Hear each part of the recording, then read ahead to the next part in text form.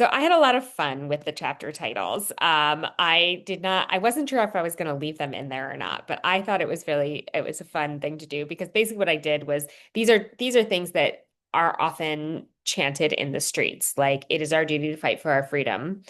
And then I would ask the crowd to say it again. It is our duty to fight for our freedom. It is our duty to win. It is our duty to win. So I use the call and response to moments to indicate whether we were in the flashback period of the past or whether we were in the present. And so it was that's what it was meant to be. It is and basically it goes through a number of different chants that we use very frequently here in DC in the streets as the chapter titles that are also like evocative of what is happening in in that chapter. Um, and then Didi, you asked why I wrote the book. So yeah, I wrote the book uh, for a few reasons. One was that I just happened to read Ministry of the Future or Ministry for the Future and 50 Shades of Grey, like right, really back to back. Have folks heard of Ministry of the Future? Are you familiar with it? No. Okay. So it's written by Kim Stanley Robinson. It's a science fiction novel. And it's really about climate change and the movement. And it takes place sort of in the near future. And it goes through like how things get fixed. And it's this very like literary, beautiful novel. And then I read 50 Shades of Grey and I was like, the only people reading Ministry for the Future are the people who already work on climate change and know. And everybody is reading 50 Shades of Grey, or I should say everyone of a certain like age and gender, which I fell into. And so I was like, what if we merged these worlds? And we had like a smutty novel that conveyed how we fix everything. I think of it as sort of like having your dessert with your dinner. There are things people need to know about how we get out of the mess we are in. And I'd like to convey that. And isn't it like super boring to convey that like in nonfiction? And so wouldn't it be fun to write just a smutty romance novel where it's the backdrop, where like the movement just happens to, it's the movement is a little bit of a character in the novel, but it's also just the backdrop of the novel, as opposed to, like a 10-point plan. So that was some of my reason for writing the book. I will say I was not actually planning to publish the book. I was toying with it, but then I was also kind of like, well, this is really meant to be the prequel to the book I wanted to write. So the book I really wanted to write takes is kind of like more of a solar punk genre. Are people familiar with solar punk? Anyone? Some folks. So it's kind of like I wanted to write like almost like a utopian futuristic book where we've won already. But then when I went to write that, I realized I needed to know what the backstory is and how you would get to such a place. So I started writing this and I was like, well, I'll write this as a practice novel. I've never written a novel, plus I'll get my backstory down. And I wasn't really going to publish it, but then after the election, a lot of people were like my friends were like, no, no, no, you have to publish this book. You have to publish this book. People are going to need something fun to look forward to that still allows them to like feel like they're being responsive to the moment. And then like I think probably it was right when I was in Pennsylvania for the election trying to make it turn out a different way. And it was like right when I got back, I got a call from Dee Dee and you said like I've been trying to get in touch with you. And I was like, oh, perfect timing, because I don't know that I would have wanted to publish this book, except for now it feels like I should. And so ended up publishing it for that reason. It was even though it was meant to be my practice book.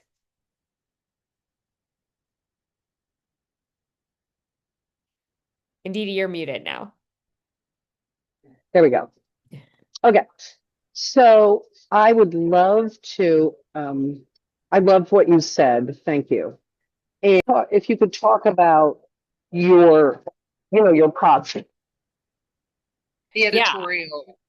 Thank you. Because that's what I think that would be super helpful for these guys. yeah.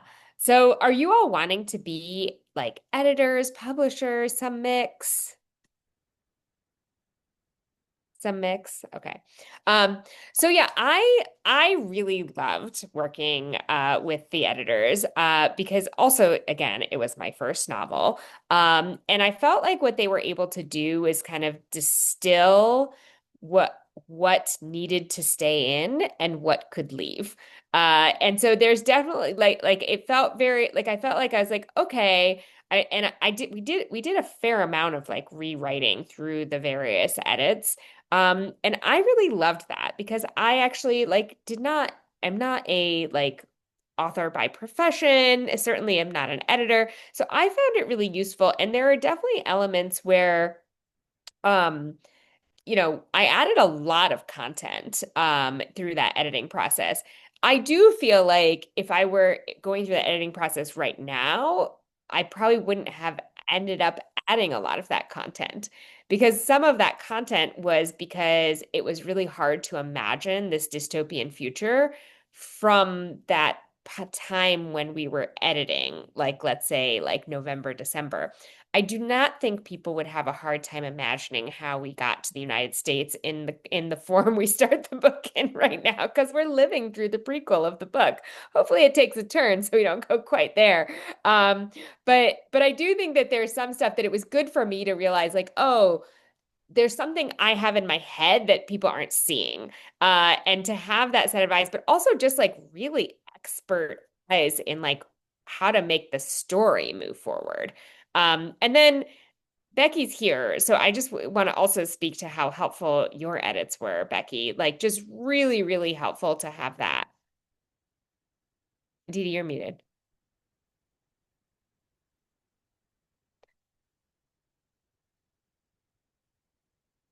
You're still muted. I don't know if others. I think Becky, Oh, is still here. Yay. That's wonderful. You're saying Becky had great suggestions at the oh my end. gosh, yeah. So, so helpful, so amazing. Like it was just, obviously the novel just tries something we've seen in the last few weeks is just like how very connected the most horrible people in the world are. And like you see it the Epstein files, you see it like all over the place. And it was one thing I was kind of trying to get across in the backdrop of this, but then it was so critical to have somebody who like has an outside the US lens to take a look at it. But also just to point out, like, oh, this seems off, this seems off, this seems off. It was just like the whole process was, I mean, I think having the particular steps was incredibly helpful. Yeah, all along the way, just to like check, like like make sure that things are culturally appropriate as we go. So just huge thank you to you, Becky, and it's so nice to meet you. I would be very curious to hear your perspective on it. Yeah, thank you for that feedback. And when you say my perspective, you mean on the whole book? Oh, just on the process or and yeah, any of it. Yeah, I have to admit, getting a bit more of the the thing that you said, the context you gave about it was hard to imagine. You thought the readers would have a hard time imagining the world that you painted, but now that's no longer the case. That's that's alarming because that's quick. That's a quick change. Um, and and what you shared too about where you started with writing this and how you didn't intend for it to be out there in the world, and it was really more of an exercise for you. Now it says something really interesting about authentic storytelling because you didn't go into the process thinking like, I have a bestseller in me. Like, let me show them. Let me show my haters. You were really just genuinely going through doing this work to build a world and set up for what you plan to be the next thing. You were constructing the underside of the iceberg. and didn't realize that that was also then going to have an audience. So it's very interesting hearing that and learning that. And yeah, this last comment you made too about your intent during the process and what you were trying to convey more subtly without explicitly making certain statements is unfortunately proving to be true. So I hope the story's happy ending can give us hope. I remember about 6 months ago, maybe longer now, seeing photos. I think it was kind of like a mini trend.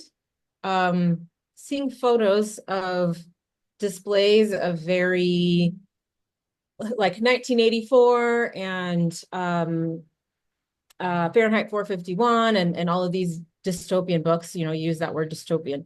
I remember seeing photos on like social media and the caption being, this wasn't meant to be a manual, guys.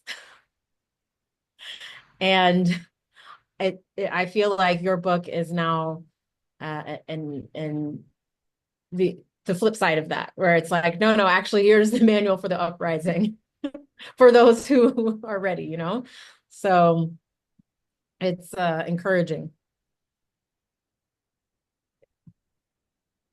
Thanks, Becky. Really, really just want to say, since I am seeing your face for the first time, how much I appreciate all your help and input.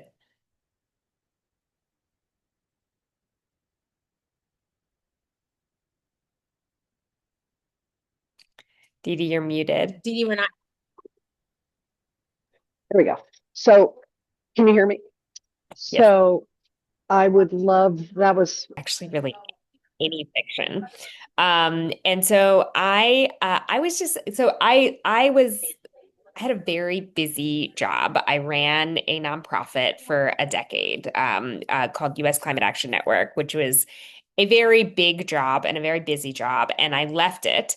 And I was just kind of like, I think I wasn't exactly sure what I wanted to do. I still didn't have that much free time because I was like dealing with a bunch of home stuff, which is why I left my job. But I had like 2 hours free a day.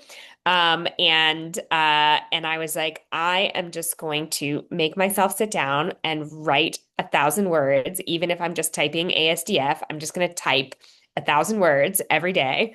Um, and that was really helpful, I think, in a lot of ways. I think it was very helpful to me in that transition time. So I wasn't just like, oh, what am I gonna do with my life? But it was also just having the discipline of writing every day. And for me that works really well, just to have a numerical target and just be like, if you can't think of anything, just write you can't think of anything, but keep writing until you get to the 1,000 words a day. And I found I usually did have a lot of the story to tell in my head. And I definitely found that like I sort of sketched out the story in advance, but like I said, part of this whole exercise was trying to figure out the backstory. So the story kind of told itself to me in other ways. Like it was just like, oh, I like things were and there were, in fact, there are things that happen in the novel that I tried to not make happen because I didn't like them. And then I would like try to rewrite endings and things like that. And it's like it just doesn't work. And so I don't know if you all want spoilers. I'm happy to talk specifics, but I definitely I was just like letting the story like pour out of me. I will say the original story was just like literally anytime two people came into contact with each other, I had them have sex with each other. It was just like sex in every scene because I was like, this is what's really fun for me to write right now. And so this is what I'm gonna write. And then when I went back to edit, I was like, oh, there's like a lot of sex in here. I don't need this much sex in here.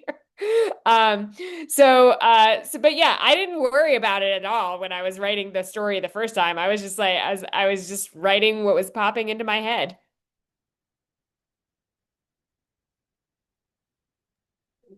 I have to say, one of my favorite um, parts of the book was just like the beginning. Arya is going to this really fancy, sort of MAGA style, like in the famous ballroom or whatever, and as an undercover. And it's just so real to me. It just felt really a great way to open it. This revolutionary is dressed to like, kill with his stilettos and the whole scene of just Yeah. going into this I will say place. that I love romance as a genre for this because, well, for folks, do any of you read romance? Any romance fans here? Little bit. Okay, maybe not very much. So the deal with romance is that it's very trope heavy and it always has an HEA or an HFN. So it always has a happily ever after or a happy for now.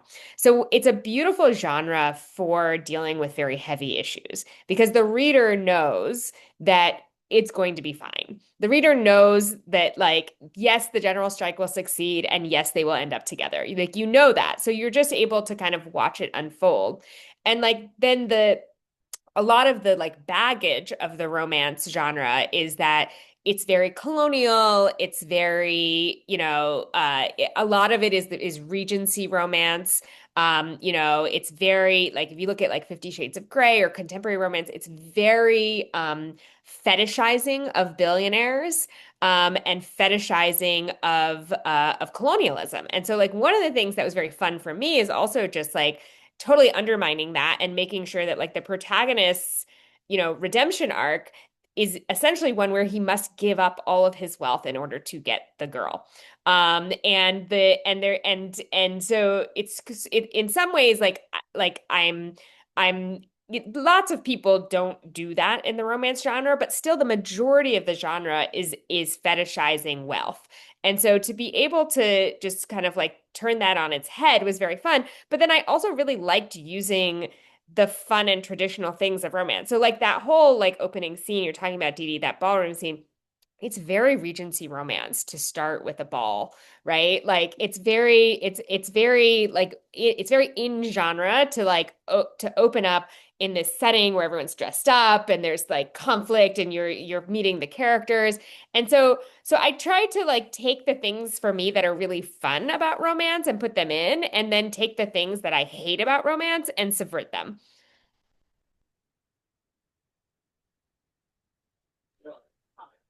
Cool. Wonderful answer. I learned a ton. And I have a question. So one of the I've been the interns have gotten various emails from me, where I say things like, check this out, read this. I did send you all a link to an interview with a literary agent named Emma Dries, who's a friend of mine. Wonderful interview. And one of the big takeaways, she talks about knowing your genre as a writer. Not necessarily, you don't have to read and like imitate the writers, but really knowing it. And as you talked about like the tropes, but like, you know, playing with some of those romance tropes, it's really interesting. And the romance genre is not an area that I, as a publisher, actively, you know, look for. So when this came to me, I I just thought it was so, you know, the tropes are all there, like the fake engagement and the fake, all of this, but it was so timely. And remember, Kaya, we were talking after the election. It was like, oh my God, oh my God. And then, I mean, as a publisher, I was like, well, this could be really, the book for the times in a way. I mean, I really feel that. So our job is to find a wider audience for this book. And, unfortunately, Kaya, you were thrown into the maelstrom with the occupation of DC, and then it's really hard. It's just hard times to promote a book right now. Um, but it's exciting that you're here and you might have another book in you. It's always exciting, you know. And I love what you said about writing 1,000 words a day, and just getting the work out there. Anyone else? Do you have any other questions for Kaya? Connie. Yeah. I don't really like read romance that much, but I try to pay attention to the different like literacy trends. So I definitely appreciate this commentary on like fetishization of wealth and all this like so like especially with the romance tropes, it can get really iffy really quick. And I kind of wanted to ask about you mentioned solar punk being sort of a focus in your thing, and I didn't really know what that was, so I did just look it up quickly. And it seems like it's like an environmental steampunk, like a focus on like the combination of technology and nature and like sustainability and all this. And I mean, this isn't a fantasy book, so I'm kind of curious how you really incorporated, like what elements you incorporated from this like genre or not genre, but like The type genre. of media. And then like what how you made it work in a romance setting and what you focused on and everything, because it does seem to really help subvert some of the cliches of romance as well. Yeah, I mean, so the I feel like the sequel of to this book needs to be Solar Punk. Solar Punk is almost has like utopian vibes to it, which is not where we are for the bulk of this novel. So the bulk of this novel is getting from, the arc is kind of like getting from, the two. Well, I won't get into each character's arc, but the really it's going from a bad place to a good place in this novel. And but it tries to like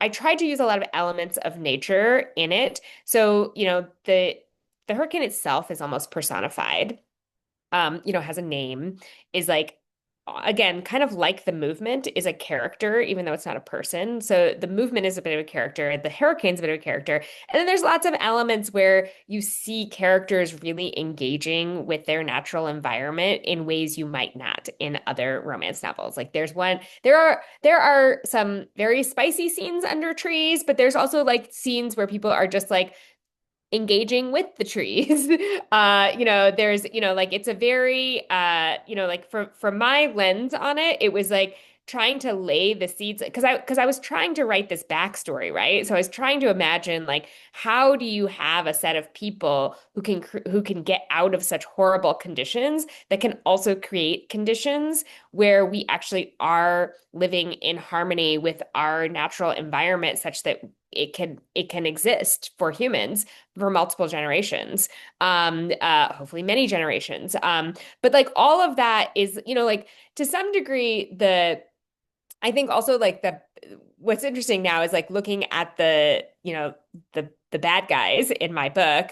I think that maybe even 6 months ago, it would have been hard for that to feel realistic. But now it's like we live in an environment where it's like, yeah, the fossil fuel companies like literally just moved in after we illegally kidnapped the head of state of a country and took over their oil, which is essentially who the characters are in this novel. And like those are the things they're doing. And so you have these kind of like two sides of the coin. You have the protagonists in the movement who have a different orientation towards nature that isn't about like digging and burning and extracting at all costs, no matter what the human cost is. And they have a different kind of orientation towards nature than the other folks in the book, which are kind of the people I was talking about, the international bad guys that are all linked to each other.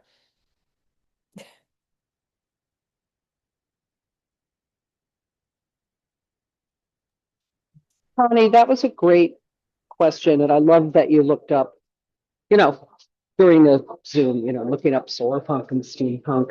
I know our senior editor, Rose, it's like her favorite, especially in the YA round, genre. Um, just this past holiday, I bought my son, one of my favorite sci-fi authors is Ursula Le Guin. I'm sure you've all heard of her, most of you. But The Dispossessed, I got a copy for my son, and he was like so excited, you know. And that I would recommend, like Connie and some of the others, if you're interested.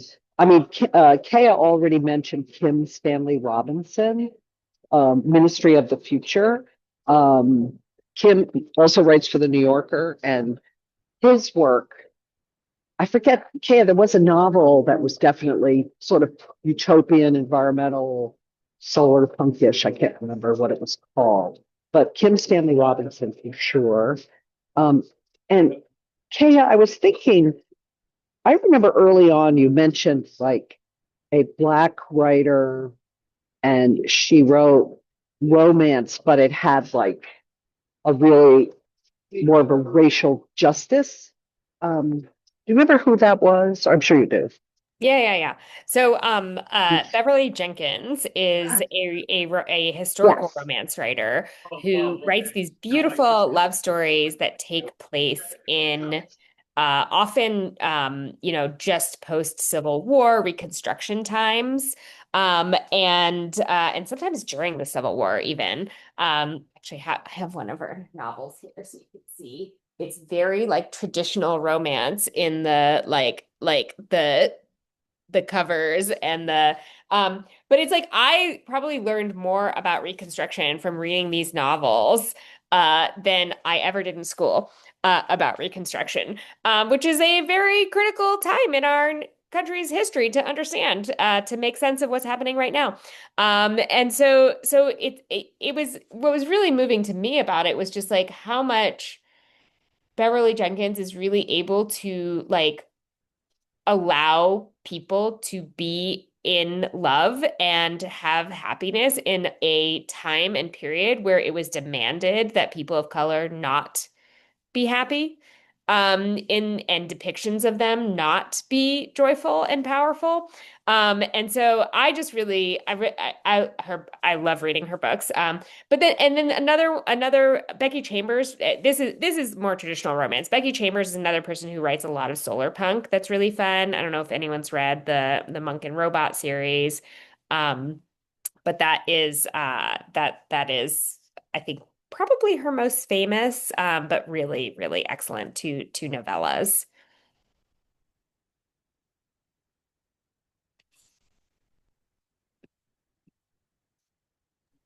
I'm just putting in the chat Beverly Jenkins, and who was the second one?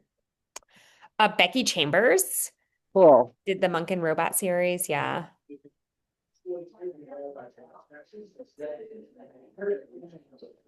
Awesome. Okay, cool. Before we start winding down and I wanted to introduce Ellie Murphy, who is one of our acquisitions editors. Ellie joined us a few months ago. There she is. And Ellie, if you came across Kaya's book, what do you think you would want the book? Oh, I totally would. I think there's some exciting marketing like opportunity angles there too. That's what we're going to move into. Yes.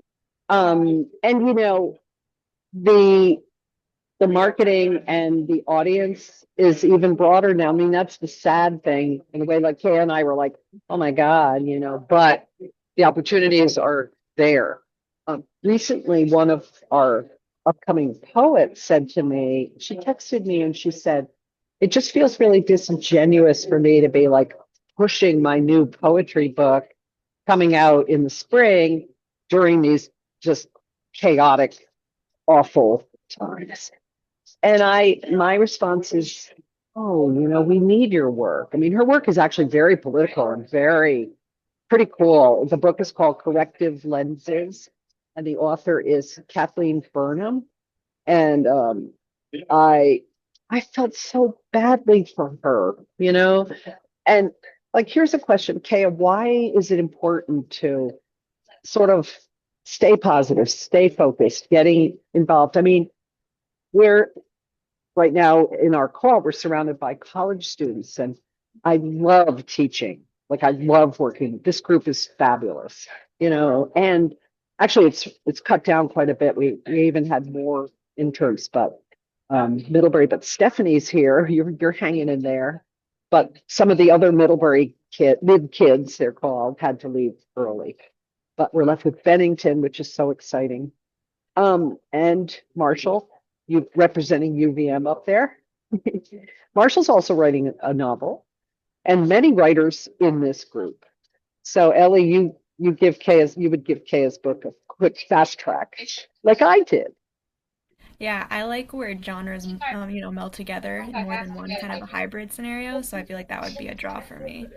I do like the romance aspect. It's definitely, it feels fresh combined with that dystopian genre. Yeah, I know you like fantasy too, like YA. This book is Yeah. definitely a little risque, as they say, as my mother would say. But yeah, I mean, it could be YA.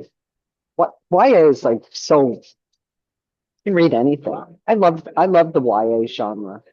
So Kaya, why didn't we put your book in YA? It's pretty smutty for YA. I think it just crosses that YA line a couple times. Oh yeah. Speaking of Under the Tree, Yeah. I was like, I'm like, oh, I didn't know that was possible. But I love it. And I think so. Here's a good question for all of you to think about. Like, who's the audience for Kaya's book? Anybody? Classic. Adults. Yeah. I could just add one thing. I think that I don't know how kosher this is for me to say, but I feel like a lot of YA readers still read beyond, like the age demographic is so wide here. Like you'll be getting people who go for 50 Shades of Grey, as well as younger readers probably who want to read those types of books that still have something meaningful behind them too to say. Good point. Yeah. So, more anyone about the audience? It's so important to know who your audience and this is definitely getting into the activist crowd. Like currently in Vermont, we are really getting ready for stuff happening here. Like, so I'm part of a signal group and mutual aid here in Brattleboro, and the communities are strong and growing and vibrant because we are faced with just this utter catastrophe. And, especially like the climate, who's talking about the climate right now and all of the gains in solar? Anyway, don't get me started. So I'm thinking tapping into that activist, you know, side. Like what are your thoughts, Kaya, for more promotion that we can do as publisher? Because you're busy and I want to, maybe you guys are winding down the internship too, but Ellie, you're not. Stay. Jordan, where's Jordan? We have some keepers. And of course, you're all invited back next summer. Next summer, we have a longer program. But Kaya, who's the audience? How can we branch out and how can we reach them? Yeah, I mean, I think for me, the audience is like anyone who likes reading romance, which is a pretty large number of people, actually. And certainly, like I alluded to the heated rivalry earlier. And I think that like heated rivalry being so big right now is a testament to the fact that romance actually has a very, very large viewership. And has anyone here watched it? A few people. Okay, yeah.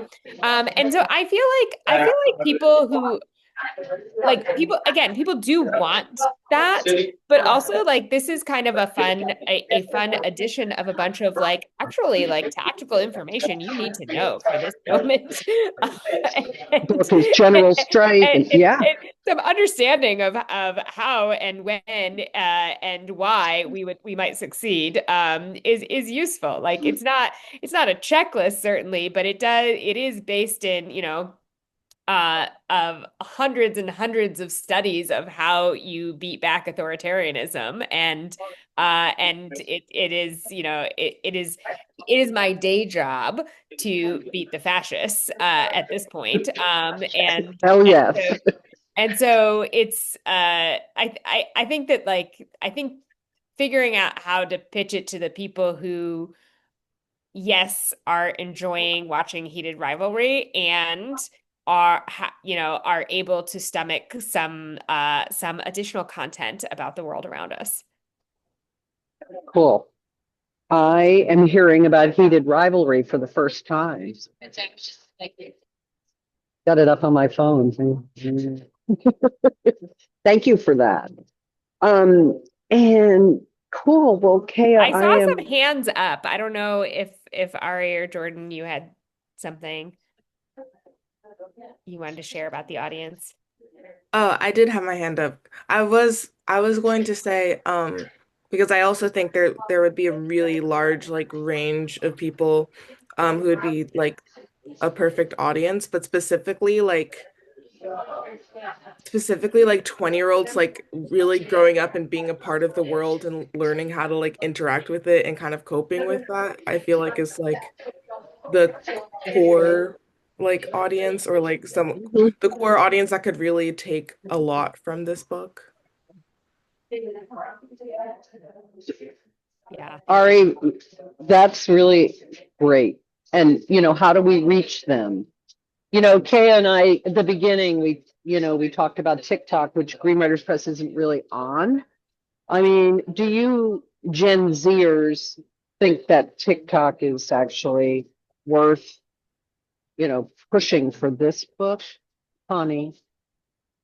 I feel like in general, TikTok can be kind of a hit or a miss. Like, obviously, there are plenty of things that blow up relatively overnight on it, but especially with like, I would say that there's a lot of critique surrounding book talk, and like, I don't know how good of an idea it is to promote things that are written on TikTok because it tends to become a little too drama fueled if it does get popular. Like, I could see it manage like helping success or like helping popularity, but also bringing with it like people that you don't really want in your audience, you know? Hmm. Well, Ari, you want to comment? Yeah. Great, Because I Connie. Thank agree. you. I think I think it could find a good amount of success on TikTok, partially because like I feel like a lot of smutty books get popular on TikTok. But then because of that, I think there's a lot of books that get really pushed on TikTok that then when people don't like or like people's standards on TikTok are very different from other like perspectives. And so I think you can get a lot of readers through TikTok, but then some of the readers that you would want probably wouldn't pick up the book almost because it's on TikTok. And so that would be like kind of the risk. Yeah, it would sort of be risking your reputation audience wise while also maybe benefiting popularity wise. I agree with Ari. I think Marshall Interesting. had his hand up too. Yeah. Well, I was gonna say that I feel like college students could be a very big audience for this. So, I mean, setting up a table at different, like, I feel like UVM would be a great place to sell the book. Um, I don't know. We have a lot of like jewelry vendors and stuff like that that show up in the Davis Center. So maybe showing up one day with a stack of books, I'm sure people would buy it. On that note, I know Bennington has like a lot of like readers coming to campus, like poets and authors. I don't fully know how that process works, but I could also see about because we definitely have like we invite authors to read and then they sell their books on campus as well. So we have a lot of Oh, things yeah. like Yes, absolutely. Like, I mentioned earlier, Kaya will be at the Bay Area Book Festival, but Kaya, do you have time to like the doing the book tour was awesome, and I loved how it came together because you guys, what Kaya did as a debut novelist, and what Britt, who was going to come today, but sadly something came up.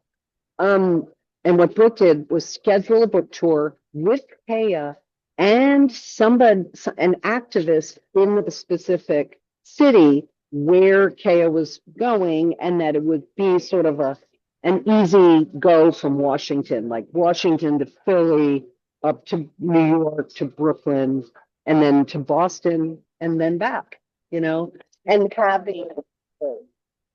Tell us a little bit about what that was like. Yeah, it was great. I was very funny for me because all of these academics who I work with in my day job, I made them interview me at bookstores about my novel, about my romance novel. So it was very funny. So like Maria Steffen, who wrote, Why Civil Resistance Works with Erica Chenoweth and is a like very very famous political scientist, was my discussant in New York. And my friend Jessica Tang, who's the president of the Massachusetts Teachers Association and probably one of the most powerful people in Massachusetts, was my discussant in Boston. So it was super fun doing it. I also probably realistically at this point, I'm really only traveling when I'm training people in how to come out from under this moment. And so like I went to LA right after David Huerta was arrested to do like a 200-person training. I'm generally just going places when things are blowing up. And I don't really have time to travel other than that. Like the Bay Area Book Festival is perfect because I had a training I needed to do in the Bay Area anyway that was trying to schedule with some of the unions there. Um, and I love that you're talking about a heated rivalry now. Uh, um, so, so yeah, so I think it's tough right now for me to travel unless it is very linked to something that is happening. Just because we're in such a critical moment. Like I said, like we have a Senate vote tomorrow in DC and then like another set of votes and then there's just they're coming after elections really hard. So folks might have seen like the letter to Minnesota that they said, sure, we'll pull out ICE if you give us your voter roll. And then they had an illegal raid of the voter files in Georgia. And so we're really trying to keep on top of that. And like part of protecting our elections is make sure movements are ready to be so powerful that they won't want to mess with them. And so that is my like number one job. And then if I'm going places anyway, I'd be happy to do book talks while I'm there about my romance novel.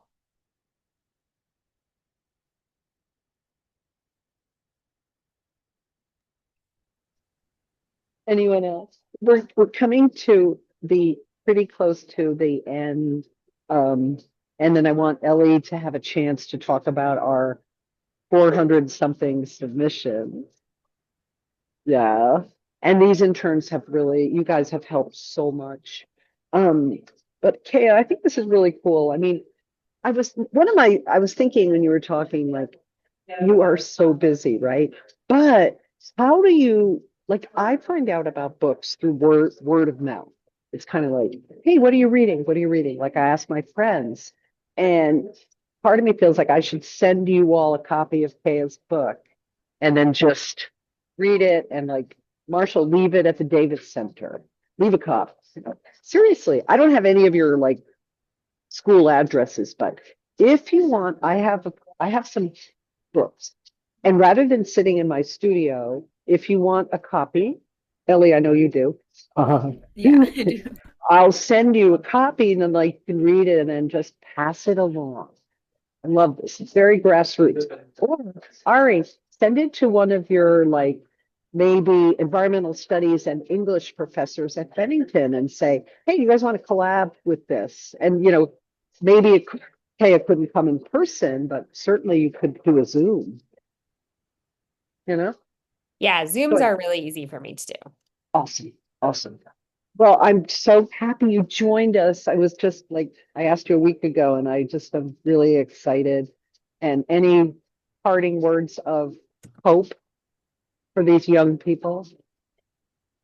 Uh, if we get organized, we got a 50-50 shot out of this, and that's actually pretty good odds. Perfect. Thank you. That's all I got. Okay. All right, so Awesome. nice to meet you all. Thanks. Bye. Thank you. Thank you. Wow. I hope everyone, yeah, Kaya's pretty amazing. Um, and Kaya's been just a delight to work with through this whole process. Like Kaya worked with, our whole editorial team, including Becky. That was really sweet. I totally forgot that you guys hadn't met. I mean, meetings on Zoom. Um, So what do you think, Ellie?